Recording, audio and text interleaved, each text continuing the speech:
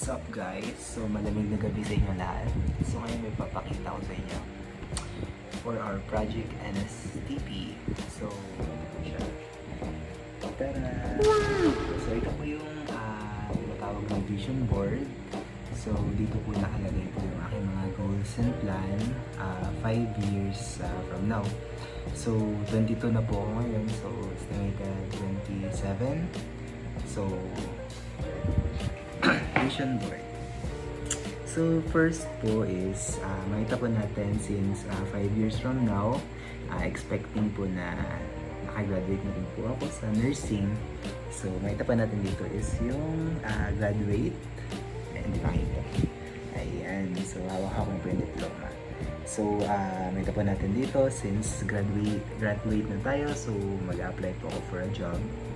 And then, so hospital na po ang aking araw-araw na makikita. So ito na po yung magiging view ko everyday. So may IV, may injection, ECG. So expecting po na yung career ko in terms of medical is mag-continue po siya and earning money. So second naman po is may tapan natin dito. So may malaking airplane. Ayan. So meron ding beach, mayroong maleta, may calendar, and may mga famous figures sa mundo. So yung plano ko po after I have like makapag-accumulate ako ng money, makasave. So balak ko mag-travel all around the world, makita yung iba't ibang mga tanawin, and makilala yung iba't ibang culture ng mundo. So third po is ayan, so makita ko natin dito. Ayan. So may lalaki and babae naka-marriage outfit. So in my age 27, so hopefully is maka-find ng someone to raise a family at maging masaya sa buhay.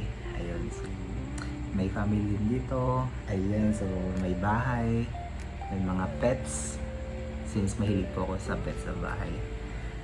So hopefully po ma-achieve ko itong mga mga bagay na to in 5 years. So manifesting. So lastly po is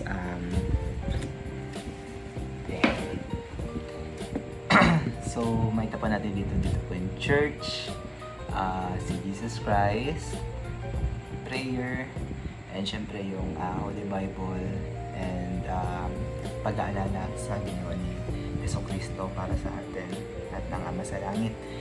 So in 5 years, I'm expecting na still faithful pa rin ako sa church and accept ng mga callings na pwedeng ibigay to help especially sa mga tao na nangangailangan ng Ebanghelyo ni Jesucristo. So I'm hoping so this will be like my linear goal in life. So first is ulitin natin, I want to graduate, then I want to continuously serve the church, to be married, and lastly is to travel all around the world.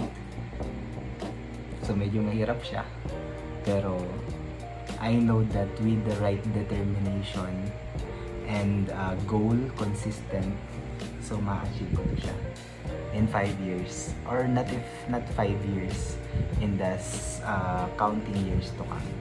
So that's all.